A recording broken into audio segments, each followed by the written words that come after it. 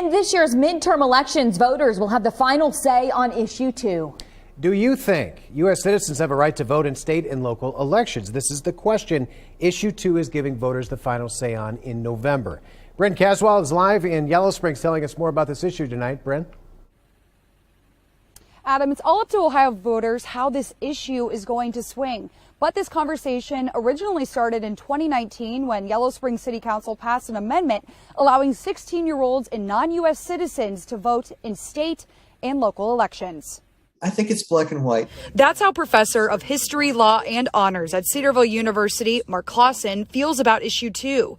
Issue 2 allows voters on this November ballot to decide if non-U.S. citizens are allowed to vote in state and local elections. I'm not surprised it comes up because of the border crisis, the immigration issues that have arisen. It's only a matter of time, and 5 states have already done this. This issue came on the state's radar when Yellow Springs City Council passed a charter amendment in 2019, allowing 16-year-olds to vote in state and local elections, even if they're non-U.S. citizens. Secretary of State Frank LaRose since ordered the Greene County Board of Elections to block all non-citizen ballot applications from the village. LaRose feels if Issue 2 fails, it would allow foreign interference in our elections. We're asking Ohioans to thoughtfully consider this issue and to vote yes on Issue 2. Issue 2 will really just codify into our state constitution the thing that has been sort of assumed for a long time, and that is that the right to vote in the state of Ohio is a right that's reserved exclusively for U.S. citizens. Yellow Springs resident David Goodman feels if you aren't paying taxes, you shouldn't be allowed to vote. I don't believe you should have a right to vote if you're a non-citizen. You should be able to, you should be a citizen to vote because you're making direct choices and impressions on what's going to happen for the community, and you're not really able to be that. I called and went to Yellow Springs City Council President Brian Hausch's home for a comment on the 2019 amendment. He didn't call back or answer the door. Despite what happens in November, Goodman believes this issue is nonpartisan. You're not a citizen, so you shouldn't have that right. Currently, no one under the age of 18 or non-U.S. citizens are registered to vote in the village. Reporting live in Yellow Springs, Bryn Caswell, Dayton 24/7 Now News. Brent, thank you. And early voting is well underway in the Miami Valley. It's been 1 week since people started casting their ballots. The midterm elections now less than 3 weeks away. And Mamie Baugh is breaking down the early voting numbers for us tonight. The Montgomery County Board of Elections says it's seeing about 500 people a day. It also tells me that early voting is going smoothly and it's very, very quick. As you can see this sign behind me, there are instructions throughout this building, the Montgomery County Administration Building, and also for anyone who's coming in through the garage to head down to the Board of Elections, there are also signs and blue lines that show you the way you need to go to vote and red lines that show you how to exit the building. We do know that next weekend on Saturday is when you can start coming in on the weekend to vote early. We're seeing a trend where voters are voting before Election Day, either early in person or absentee by mail. Even before the pandemic, people saw how quick and easy it is. You can vote at home, you never have to leave. You can use whatever resources you want to look up candidates. And when you come into our office, again, we've got free parking and you're in and out in 15 minutes. Now nearly 40,000 people have requested absentee ballots here in Montgomery County, and I'm told that's on track to surpass 2018, where a total of 40,000 absentee ballots were requested. Now, I did speak with experts last week, and they did tell me that they believe that the 2020 election really pushed people to vote absentee, and that trend continues to remain. Back to you. Mamie, thank you. And the Dayton Area Chamber of Commerce hosting U.S. Senate candidate Tim Ryan earlier today at the CareSource Pamela Morris Resource Center. Ryan spoke to those in attendance on some of the local priorities for many around Dayton as we head towards the elections, and he emphasized the need for jobs to many people across the state in the present and for workers in the future. It's all about jobs to me. It's how do we create the good paying jobs of the future so our kids can come back here and thrive. That's what we want. We want kids to have an opportunity here in Ohio, and that's been my focus. We've got to focus on working people and just stop the politics, stop the extremism that's not getting us anywhere. He remains in a tight race with J.D. Vance as both candidates look to take a spot in the Senate come midterm elections on November 8th. Meanwhile, Vance is going to host his own forum here in the Dayton area later this month. On Halloween Day, Vance is going to be at the same spot to talk about his race for the Senate seat. We're going to have coverage from this event both on air and online. And we'll be sure to keep you up to date with all things election related. Just visit our website, Dayton247now.com, and click on Beyond the Podium under the News tab. All right, well, there is definitely still a fall chill in the air. Natalie is back now, so we're going to get warmer. It doesn't seem like it maybe right now, but we are going to get warmer as we approach the weekend. Yeah, and a lot Good warmer timing, yeah. at that. But for right now, it is still pretty cold. Tonight, going to be on the frigid side. You'll want to protect your plants. We have a freeze warning in place for the entire Miami Valley, so that's what you see in purple right here. Goes into effect at midnight until 10 a.m. We are tracking sub-freezing temperatures in the forecast. So again, protect those potted plants, bring them inside, maybe cover up some of the sensitive ones outdoors. It is, however, heading towards the end of growing season, as you could probably just feel it out there. We're in the mid-30s right now, 35 in Dayton, 34 in Troy. So compared to this time yesterday, some spots a little bit cooler. We're actually a little bit warmer in Wilmington, but with the clear skies tonight, we'll continue to see temperatures fall back down 30 degrees, some places in the upper 20s. So again, protect those plants, but I'll let you know when 70s make their way back in the forecast coming up.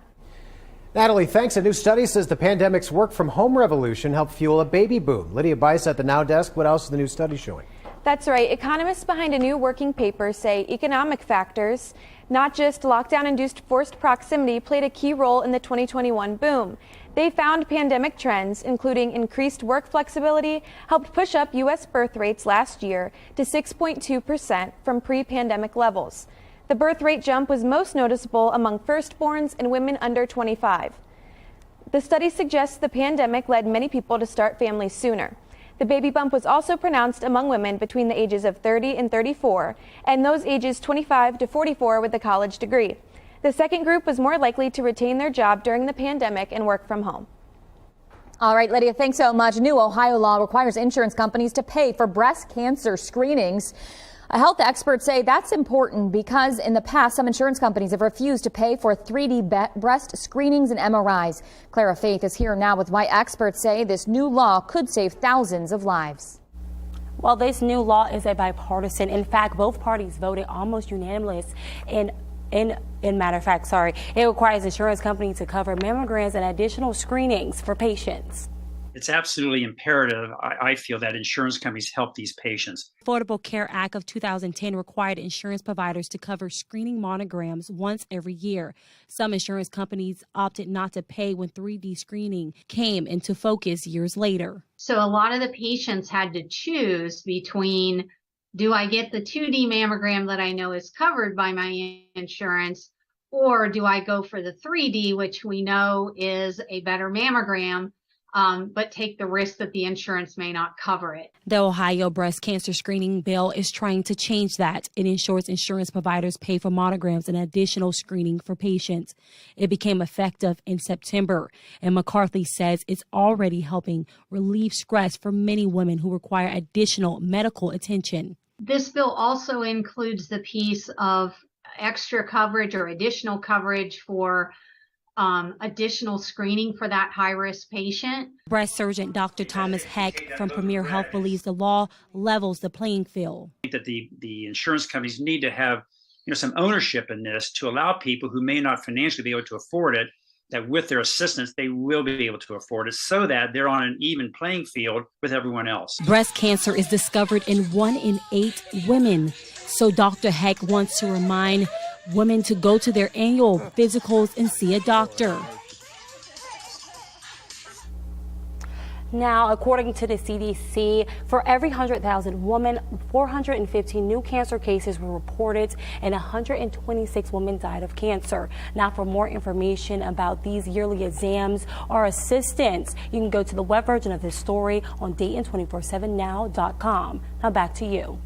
Clara, thanks so much. We are learning more tonight about that deadly plane crash in Marietta that killed 2 people yesterday. Now, those victims are pilot Eric Sievers of West Virginia and Timothy Gifford of Orient, Ohio. He was a 15-year veteran of the Columbus Fire Department. Now, the plane crashed at a car dealership and multiple cars and buildings were all damaged. The National Transportation Safety Board was out at that scene earlier today. It says the pilots did not report any problems and were actually cleared for landing just 40 seconds before witnesses say they saw the plane rapidly dropping. The NTSB says it'll be about a year before a full report on the cause of the crash can be released. Darke County deputies are investigating a possible hit-and-run crash. Now, this happened at the intersection of Young and Zumbrum Road around 4:30 this afternoon. Investigators say a driver of a black Chevy Malibu didn't stop for a stop sign, then struck another vehicle. And that vehicle's driver, 78-year-old Don Frazier, was flown by care flight to Miami Valley Hospital. The driver of that Malibu left the crash. The whole thing remains under investigation tonight. Also, a house fire broke out tonight in Dayton. Now, this happened at 906 West Hillcrest Avenue. That fire was fully involved of the house. Once firefighters got there, they say no injuries were reported, and the cause is still under investigation. A Georgia man has been arrested accused of having illegal weapons on U.S. Capitol grounds. Police arrested 80-year-old Tony Payne after surrounding the illegally parked van. 2 handguns, a shotgun, and a pipe with several containers were all found inside. That's according to officials. Authorities say that man claimed to be delivering documents to the Supreme Court. 2 others were initially detained but were later released.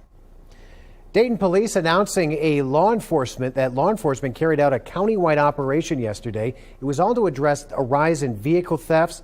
They held a grand theft auto suppression operation.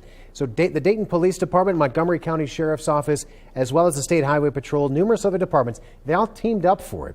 And they said it was a success. 7 missing vehicles were found. 12 suspects were also detained as a result. A large contingent of local law enforcement kind of pooling our resources to try to locate, apprehend, and ultimately deter stolen vehicles.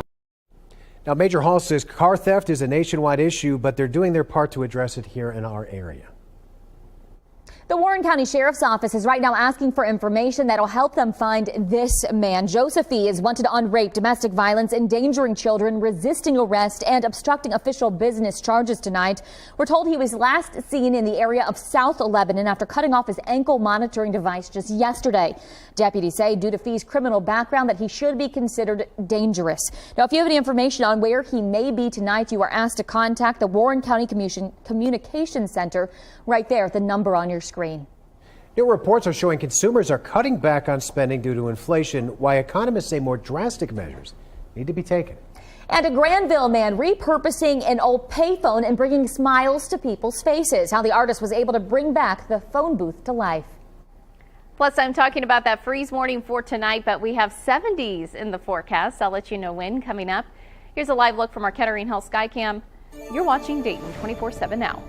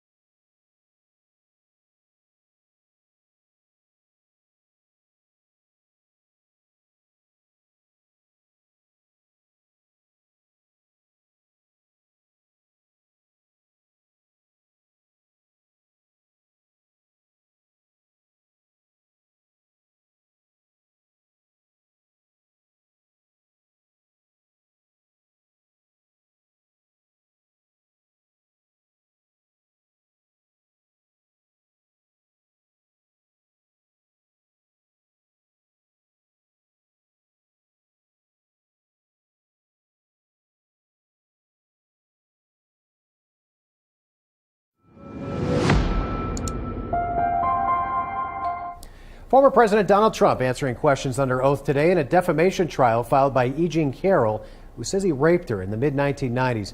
Lydia Bice at the Now Desk with the latest on this trial. What's going on? Yes, Carroll went public with her story in 2019, accusing then-President Trump of raping her in a department store dressing room in the 90s. Trump called those accusations a hoax. Because the deadline for filing criminal charges has long passed, Carroll is arguing those denials amount to an attack on her reputation. Anything Trump said during today's defamation could be used as evidence in an upcoming civil trial. New York lawmakers recently gave victims a one-year window starting next month for filing old complaints. Carroll says she will take that opportunity to file a complaint against Trump. All right, Lydia, thank you. A new report revealing shoppers are cutting back, and it's, of course, due to inflation. It's hard to say how long we should expect this to last, but economists think that crisis could last up to 6 to 18 more months. Now, it depends on how the Federal Reserve continues to handle the issue. It's already increased interest rates, but experts say it may have to take more drastic measures. It should not be shocking that we have very high inflation, and it takes a while for that to get through the system.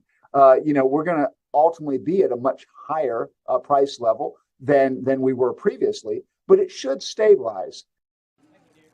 Went on to say there's still too much money being printed. One option would be an economic shutdown, similar to what we saw during COVID, but he doesn't see that happening. What's more likely is interest rates will continue to rise, and that'll affect credit and home buying.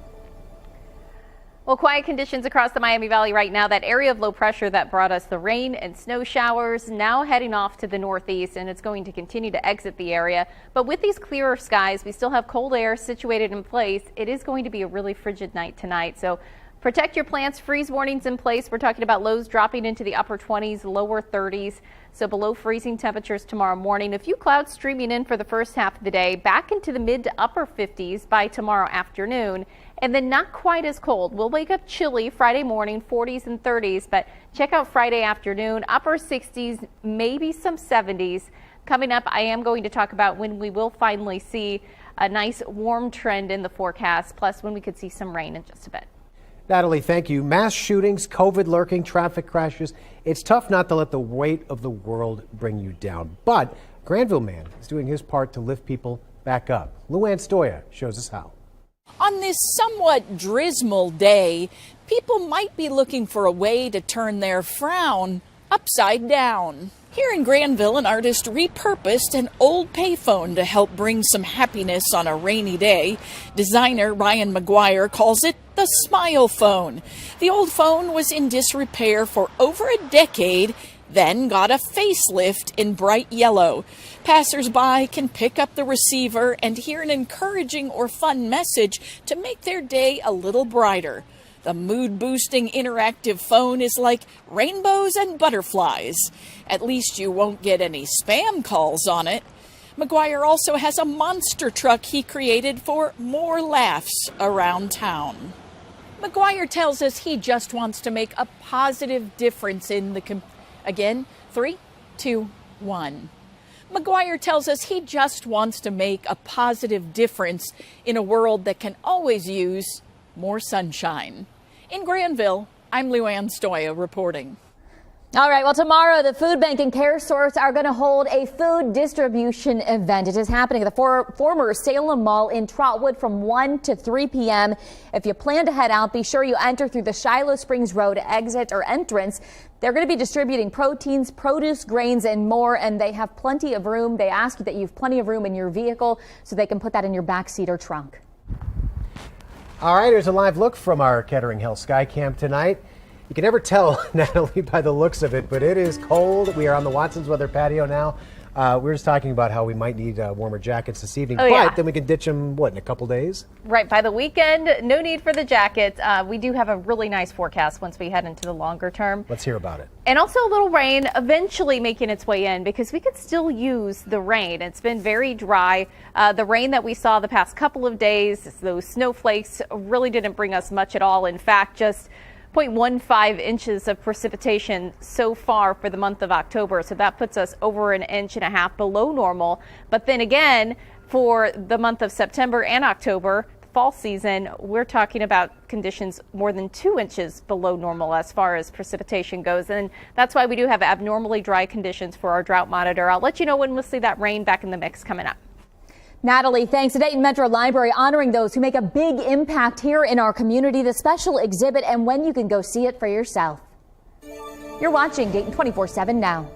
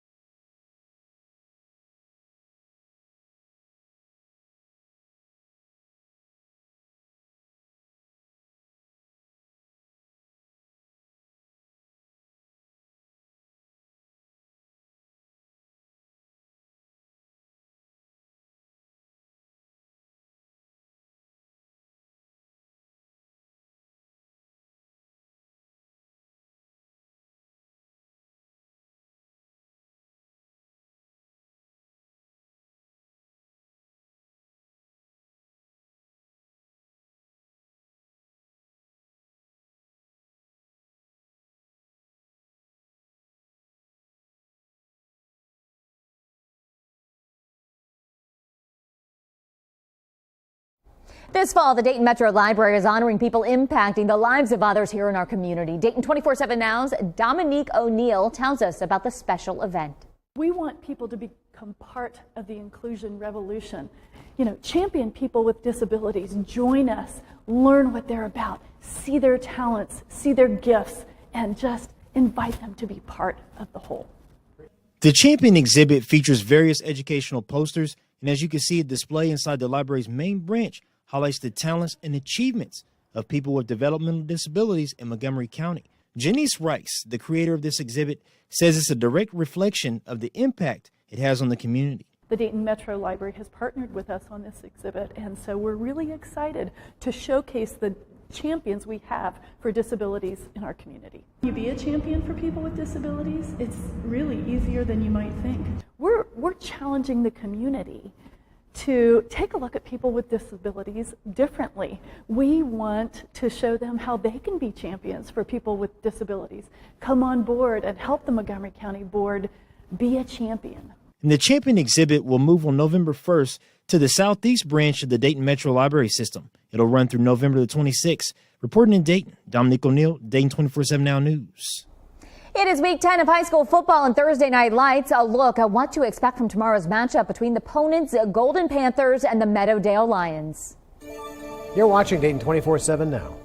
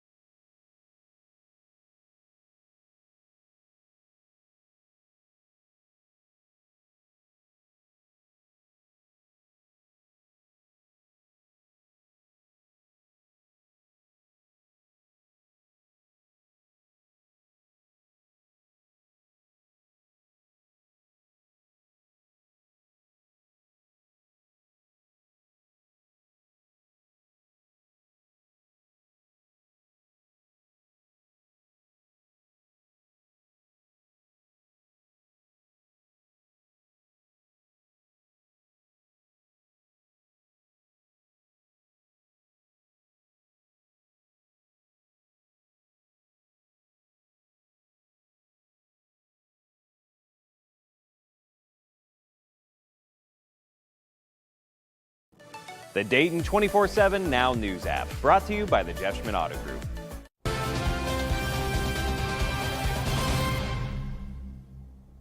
Good evening, I'm Matt Digby with a look at sports. It's hard to believe we are at the end of the high school football regular season. Our Thursday Night Lights contest is a season finale at Welcome Stadium as Ponitz faces Meadowdale. Now we'll preview both teams tonight, starting with the Ponitz Golden Panthers. This will be their season finale, but there is still a lot to play for. They're coming off a win last week, so a chance to close the year on back-to-back W's is always something to look back on positively. Plus, a win keeps them in the running for a share of the Dayton Public Schools regular season title. Now, for the seniors playing their last high school football game, there will be many emotions involved with Thursday night.